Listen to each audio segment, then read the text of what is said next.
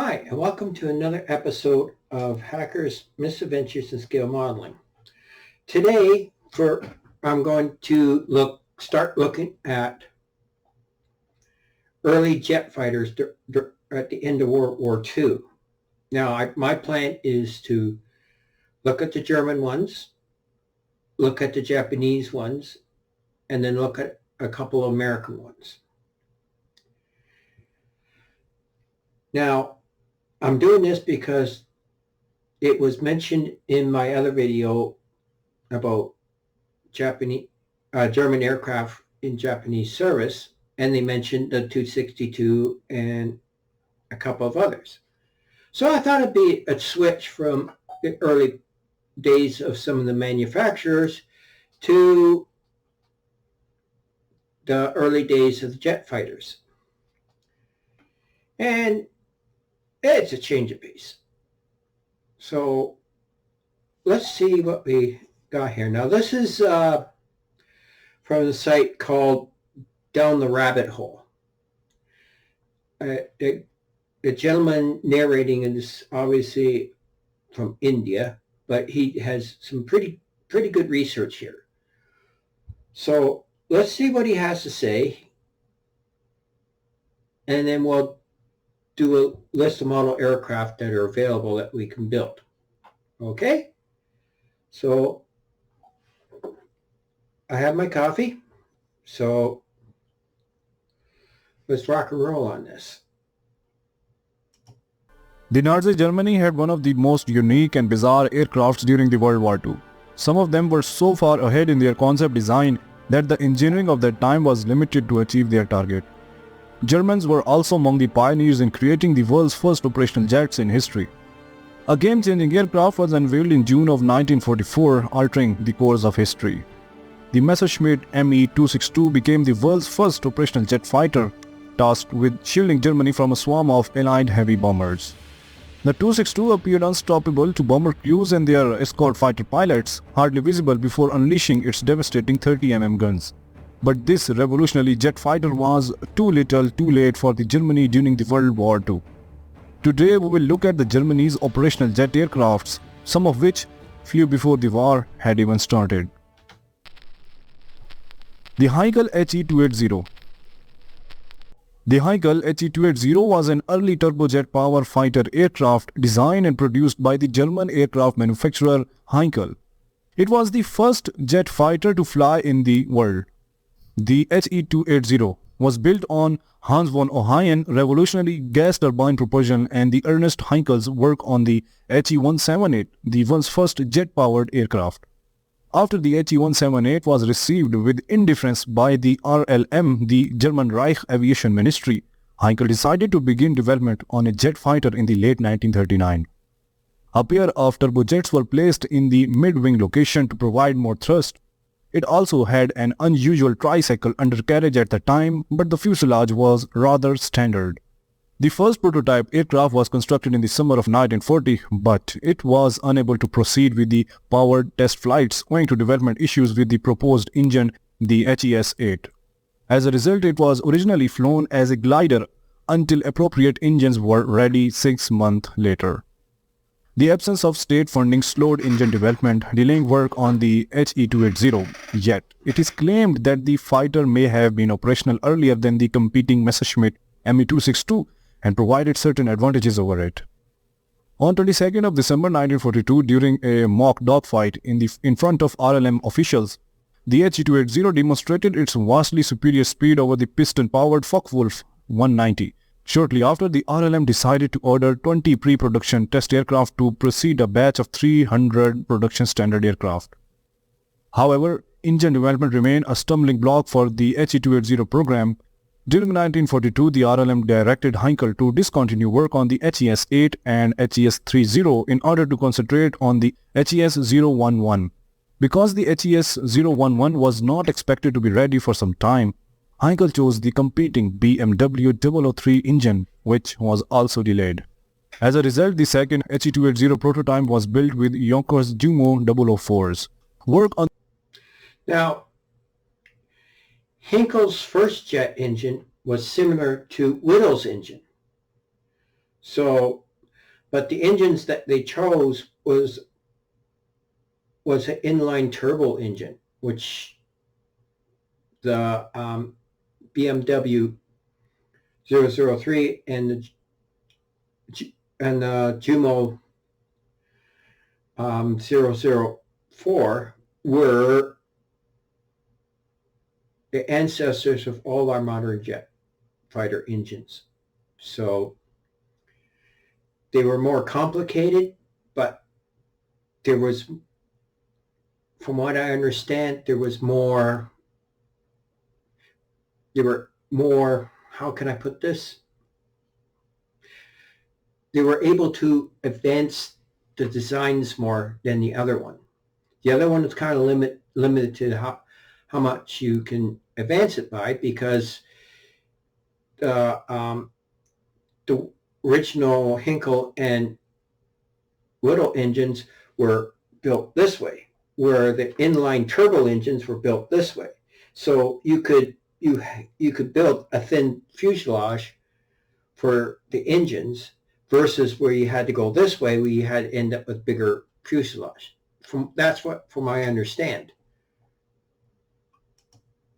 Except for the Germany's first jet fighter, the HE-280 proceeded.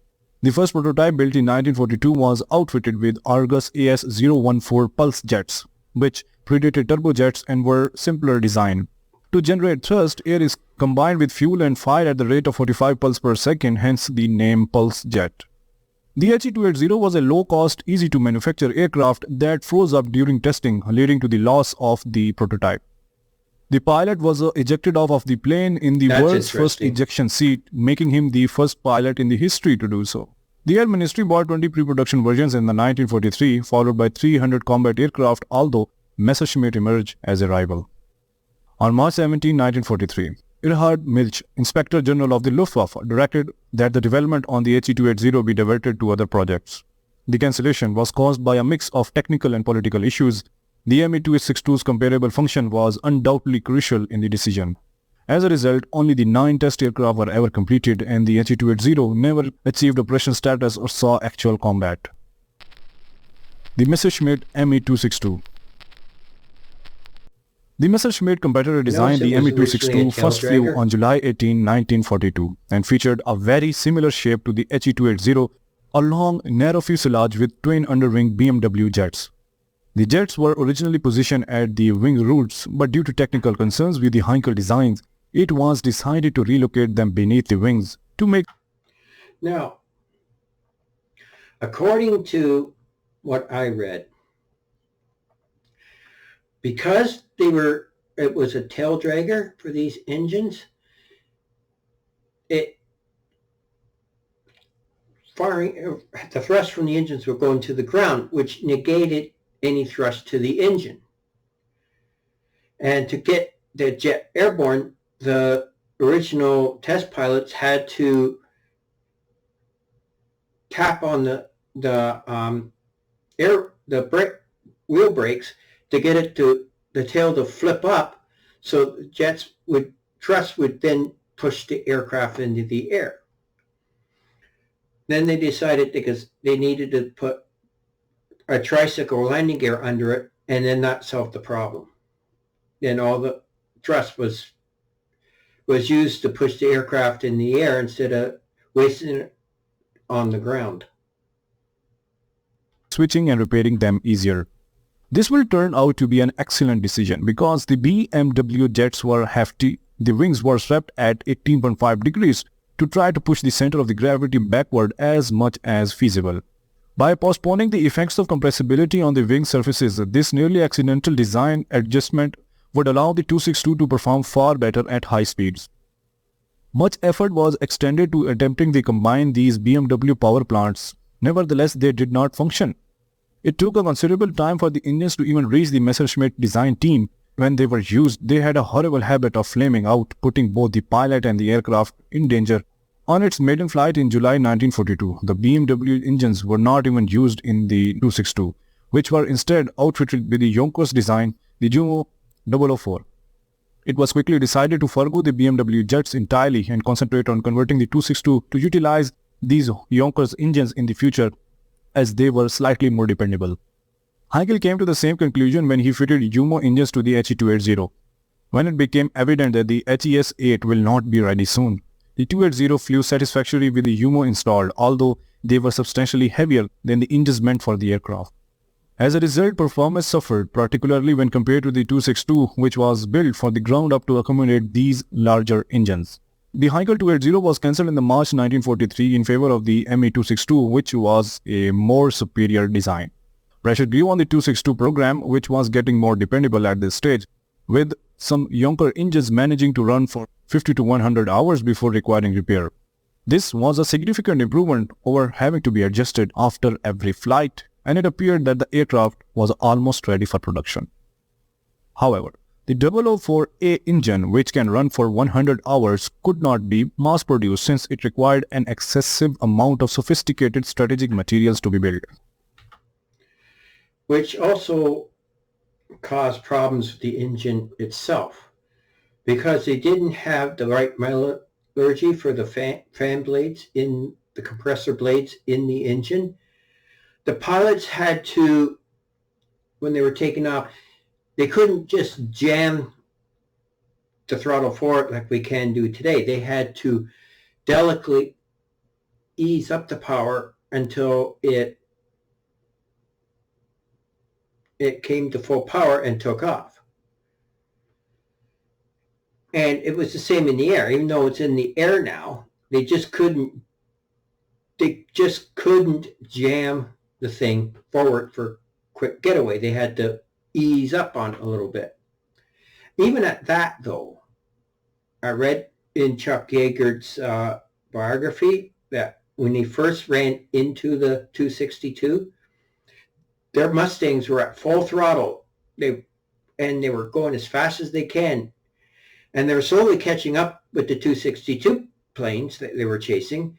And the pilot casually just looked over his shoulder and pushed the throttle forward, and it was gone. And Chuck Yeager is going like, wow, we're in trouble. But anyways, let's go back to the video. B development for production would consume significantly less fuel, but would be a poor engine that would require overhaul after around 10 hours of flight time. By the end of May 1943, ME262 was virtually ready to go. However, neither the materials nor the labor were ready for mass production, and Hitler himself delayed the jet's debut by ordering that the fighter be modified for service as a fighter bomber. That delayed it. Because of this, the jets did not reach the frontline forces until at least the April of 1944.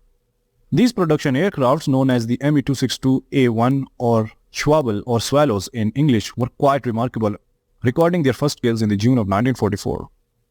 The aircraft was almost too quick for its own good, requiring the jet pilots to shift tactics and devise their own systems in order to maximize the length of time they could hold on to their 30 mm guns on a target before having to pull away. Later variants could launch unguided rockets into a dense column of bombers before launching a conventional attack run with their Mark 108 guns. Before the war's end, around 1,400 ME262s were manufactured. However, because the challenges with the procuring them and maintaining the Jumo 004 engines, only around 100 were operational at any given time. It was a wonderful aircraft at the time with excellent kill rates, but Germany couldn't produce enough of them to have an influence on the war, and it was time to look into new designs. The Heinkel HE178. Hans von Ohayen, a 21-year-old PhD student, invented a jet engine without a propeller. In 1936, he applied for a patent for the Germany's first jet engine and was employed by Heinkel in 1937. By 1939, one of his engines, the HES-3, has been used to power an aircraft for the first time, keeping an HE-118 airborne long after its own engine had been shut off. The HE-178 was a small, simple aircraft built around the HES-3 in 1939. It had a jet engine mounted in the center of the Ryan metal fuselage with an intake in the nose and an exhaust in the rear. It had high-mounted wooden wings, retractable landing gears, and a basic cockpit. It took to the skies on 27th of August 1939, days before the invasion of Poland and the start of the World War II. Heinkel had been developing the 178 in secrecy, and it was finally shown to government officials in 1939. However, it could only reach 372 miles an hour, only 20 miles an hour more than the fully combat laden the Bf-109, and had a 10-minute endurance period. Only one HE-178 ever flew, and it was destroyed in an air raid in 1943. The Heinkel HE-162. Germany was struggling to get enough fuel and engines for the Messerschmitt 262, so it was decided to create a new fighter aircraft using the BMW power plant. This was due to the success of the Arado 234 and the FI 103 projects, and the BMW power plant was finally beginning to show promise. The Heinkel HE-162 was a cheap, easy to build and fly aircraft designed by Heinkel. The design that won the contract was the HE-162, which used the same twin-tail tricycle landing gear as the failed HE-280. The ejector seat was necessary as the location of the jet engine on the top of the fuselage meant any manual bailout would likely end in disaster. The HE-162 was a simple aircraft with 4 bolts attached to the fuselage and a lot of structural components held together by plywood glue. It had gone from drawing to the first flight in less than 90 days, with the design chosen in September and the maiden flight occurring in December 6. However, the factory that made the glue that held the aircraft frame together had been bombed, and the replacement glue was acidic and ate through the wood, leading to many aircraft being lost and test pilots killed before they discovered their mistake. There's a good video. The first 46 aircraft were delivered to the units in January of 1945 and were first in combat in April.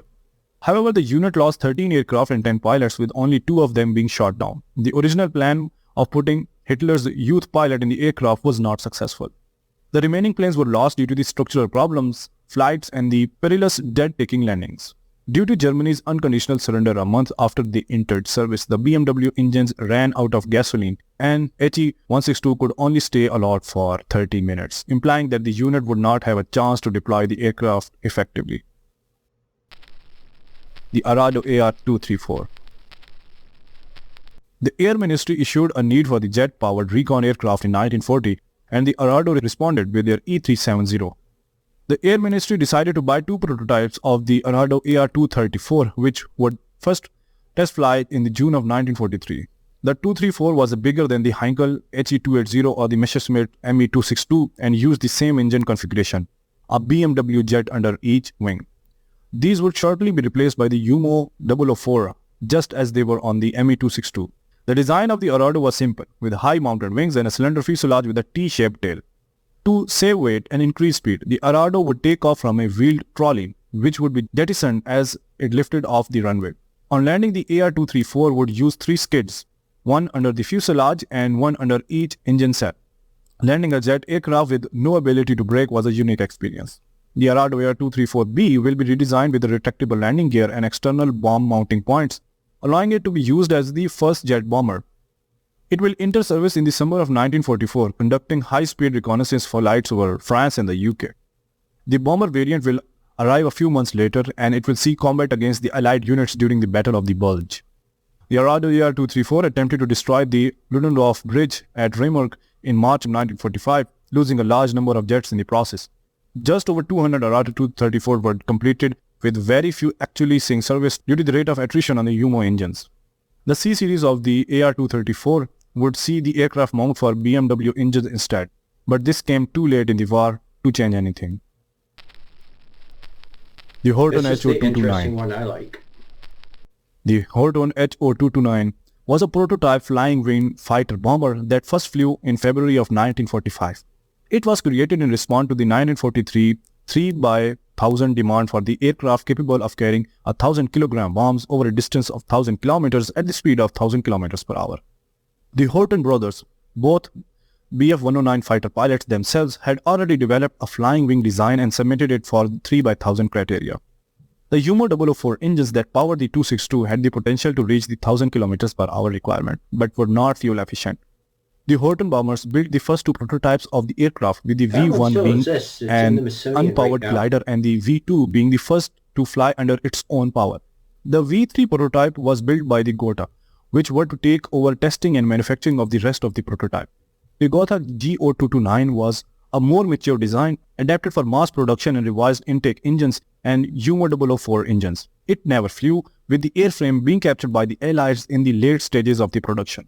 The war was over, and That's not true. It did fly, but it crashed. From what there was 2, I think there was 2 made. I'll have to look it up for my curiosity, but I'm pretty sure there was two made. One crashed, and the one you see in the picture was the second prototype being built, and it was captured by American forces, and now it sits in the Smithsonian. No more jets were produced, and that was it. These airframes were the most mature designs which made it to the prototype phase and production phase. There were many other designs which never took off. While Germans were building these futuristic planes, Allied forces were also building their own jet-powered planes. Some of the successful Allied examples of the first jet-powered planes are the US Lockheed P-80 Shooting Star and the British Gloster Meteor. Thanks for watching. In my next video, I will be discussing some of the engines that powered these insane jets. So stay tuned.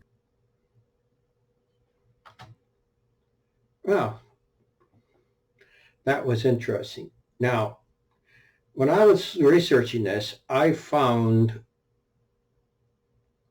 a video that was taken by a spy that was in Germany, and he took a videotape of the Horton Flying Wing actually flying. Now, they say it was jumped by American fighters. It could outfly the American fighters, but it wasn't armed. So I think in the end that one got shot down, but the other prototype survived. And we know it survived because it's sitting in the Smithsonian. I found that video. It's got no sound, but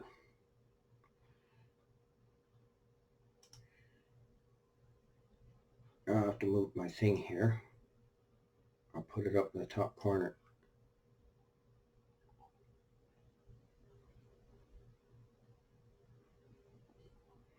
Now,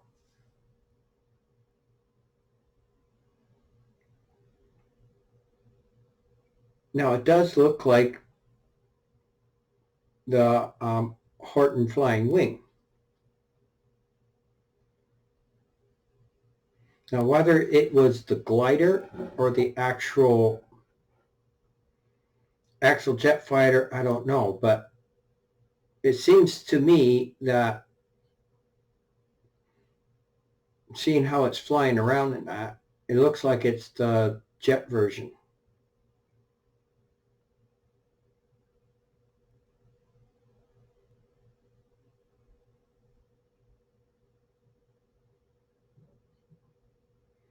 Yeah, it looks like the jet-powered version.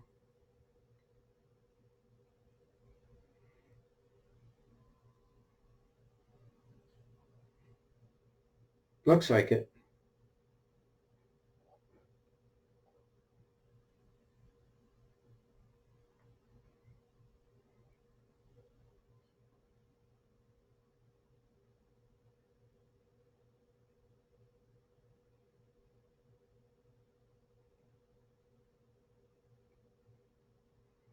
See, it had to be the jet-powered one to be able to fly and maneuver in that.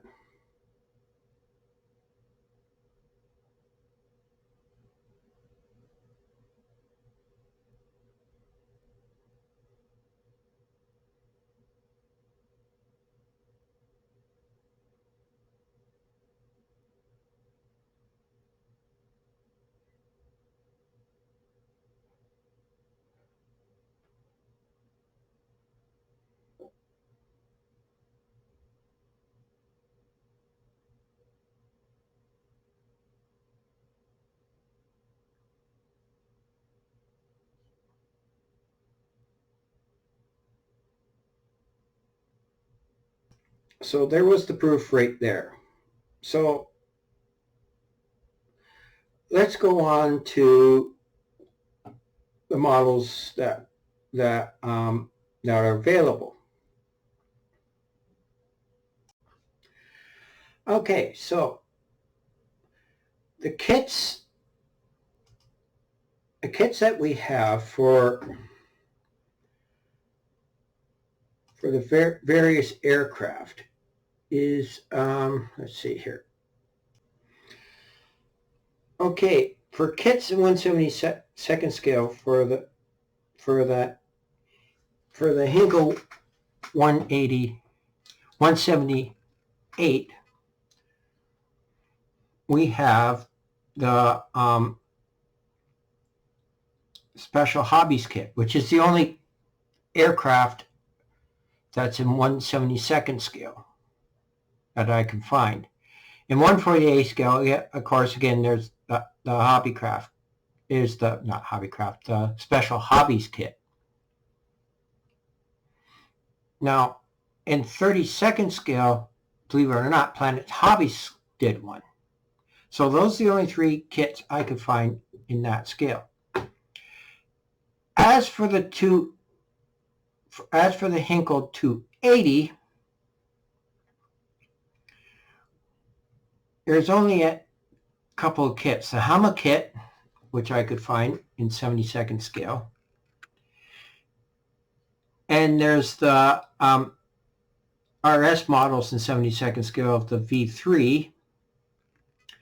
In 48 scale, there is the Edward kit.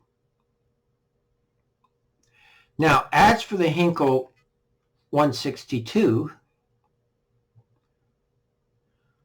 we had several kits. We have the Special Hobby kit again in 1/72nd scale.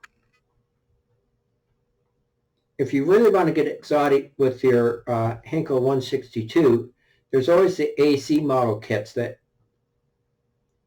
do paper models of that one with the fancy wings, different engines, stuff like that. And we also have in 1/48 scale, we have the Tamiya kit and the Dragon kit. 32nd scale, we have the Revell kit. That's the only kit in 1/32nd scale, and it's a good kit. I wouldn't put it down. Now, the Messerschmitt 262, there's two good kits in 1/72nd scale. There's the Revell kit that comes in both the single seat fighter and the two-seat night fighter. And those both are new mold kits. And then we got the Airfix new mold kit. And again, it comes in both the single seat and the two-seat night fighter version. In 48 scale, we could always go, as for 48 scale, we can always go to the vendorable monogram kit if you just want to make a model. You don't want anything fancy or anything like that. So there's that one. Dragon does one in 1/48 scale, as to, again, Tamiya. I'm pretty sure Tamiya does. Yes, it does. So, and Atelieri does one in 1/48 scale. Now, in 32nd scale, you got two choices. You have the Trumpeter kit, which is a good kit in 32nd scale, and it comes again with the single and two-seater version. And Revell has put out a new one in 32nd scale. It also comes in this two-seat and the single seat and the two-seat. Now, as for the RDO 243, you got, let's see what we got here. Looking through my information. You have this, the only 72nd scale, the only 72nd scale kits I could find was the Hobby 2000 kit and the Dragon kit. And, oh yeah, and the Platts kit. Those are the only two I could find in 72nd scale. 1/48 scale, oh yeah, I forgot, we have a Lindbergh kit. Now, in 48 scale, for the RDO 234, we have the Revell kit,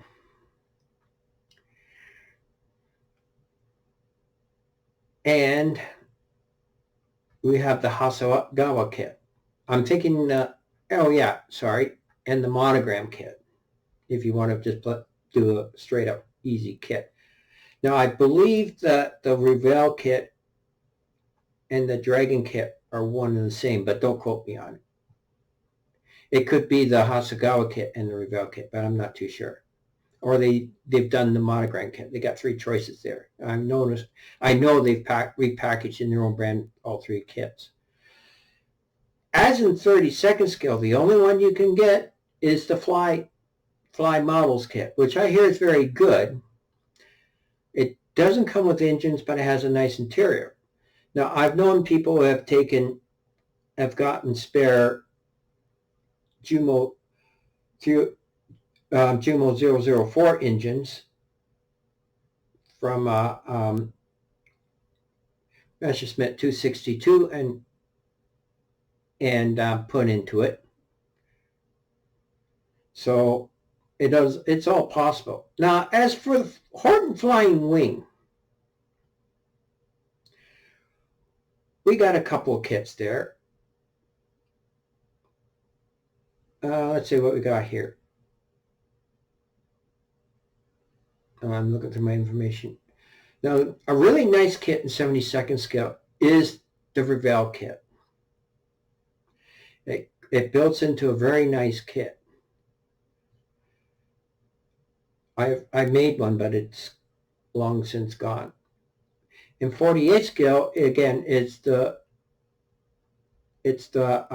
Revell kit. Now, Super Wings has one in 48 scale. They also have one in 1/32nd scale. So it's basically, the 48 scale is basically the 32nd scale one shrunk down. So you should be pretty good with that one. Now, to throw in for a bonus, we're going to look at the Focke-Wulf TA-183. Now, PM Models brought out one in 72nd scale, if you're interested, and I think Revell's got the same kit in their boxing. And 48 scale, we have the Tamiya kit and AM Tech kit in 1/48 scale. Now, the only kit in 32nd scale is a resin kit from Lem's Models in Ukraine. It's a little expensive, but I have that kit. I did a review here on YouTube on it if you want to go check it out.